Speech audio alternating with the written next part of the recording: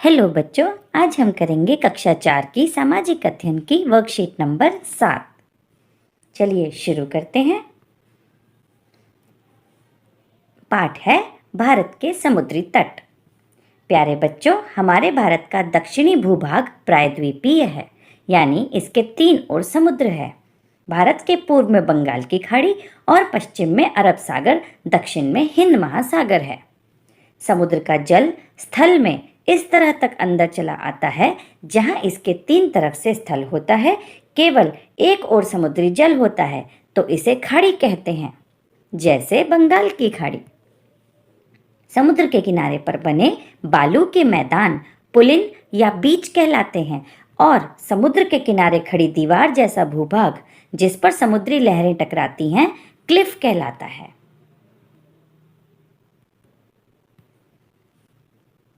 अब इस रोचक जानकारी के बाद पूर्वी तट और पश्चिमी तट पर स्थित राज्यों की सूची बनाइए। चलिए इसे करते हैं। भारत के पूर्वी तट पर स्थित राज्य पश्चिम बंगाल, ओडिशा, आंध्र प्रदेश तथा तमिलनाडु हैं और भारत के पश्चिमी तट पर स्थित राज्य हैं गुजरात, महाराष्ट्र, गोवा, कर्नाटक और केरल। चलिए अगला प्रश्न करते हैं। बंदरगाह समुद्र तट पर स्थित वह स्थान है जहां समुद्री जहाज रुकते हैं।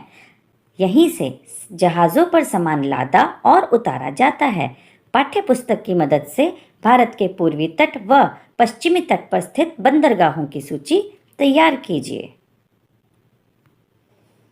देखिए बच्चों, भारत के पूर्वी तट पर स्थित बंदरगाह हैं पारादीप, विशाखापट्टनम, चेन्नई तथा तूतीकोरिन। और भारत के पश्चिमी तट पर स्थित बंदरगाह हैं कांडला, मुंबई, मंगलौर और कोचीन। चलिए अगला प्रश्न करते हैं। अगला प्रश्न है रिक्त स्थान भरें। पहले हम ये शब्द पढ़ लेते हैं, क्लिफ, बंदरगाह, प्रायद्वीप और बीच। चलिए शुरू करते हैं। स्थल का वह भाग जिसके 3 तरफ समुद्र हो प्रायद्वीप कहलाता है। स्थल यानी जमीन, जिस जमीन के 3 तरफ समुद्र होता है उसे प्रायद्वीप कहते हैं। अगला है क्लिफ। क्लिफ समुद्र के वे किनारे जो मैदान जैसे ना होकर दीवार की तरह खड़े होते हैं। अगला है समुद्र तट पर स्थित वह स्थान जहां से समुद्री जहाज़ों में सामान चढ़ाया और उतारा जाता है उसे बंदरगाह कहा जाता है। और अगला है बीच। लहरों के द्वारा समुद्री तट पर तैयार किया गया बालू का मैदान है। समुद्र के किनारे पर जो बालू का मैदान होता है उसे बीच कहते हैं। चलिए अगला प्रश्न करते हैं। समुद्री तटों के कोई 5 लाभ लिख लिए। लाभ यानी फायदे। चलिए, समुद्री तट पर बंदरगाह होते हैं जो व्यापार में सहायक हैं क्योंकि वहां पर सामान चढ़ाया और उतारा जाता है। दूसरा, समुद्री तट पर्यटन का स्थान होते हैं क्योंकि वहां पर लोग घूमने आते हैं। अगला है समुद्री तट के पास होने से मौसम अनुकूल रहता है। अगला है यहाँ मछली पकड़ने जैसे रोजगार मिल जाते हैं। और अगला है यहाँ नमक का उत्पादन भी होता है। चलिए अगला प्रश्न करते हैं। अगला प्रश्न है भारत के रेखा मानचित्र पर निम्नलिखित को दर्शाइए।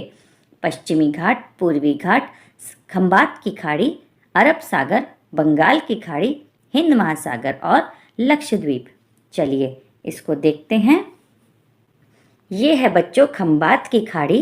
खंबात की खाड़ी इस जगह पर है। खाड़ी वह जगह होती है जहां पर 3 ओर स्थल यानी जमीन का भाग होता है और इधर पानी होता है। इसको बोलते हैं खंबात की खाड़ी। अगला है बंगाल की खाड़ी। यह समुद्र का भाग होता है जिसके 3 ओर जमीन होती है। अगला पूर्वी घाट। यह भारत के पूर्वी हिस्सा है, पूर्वी घाट। और यह पश्चिमी घाट, यह भारत का पश्चिमी हिस्सा है जो समुद्र तट के किनारे पर है। इसके अलावा अरब सागर। अरब सागर इस पूरे समुद्र को कहते हैं। इसके अलावा है लक्षद्वीप। आपने देखा होगा समुद्र के अंदर ये बिंदु बने हुए हैं, ये हैं द्वीप और इसका नाम है लक्षद्वीप। इसके अलावा अब हमने करा हिंद महासागर। हिंद महासागर भारत के दक्षिणी हिस्से में स्थित महासागर को कहते हैं। महासागर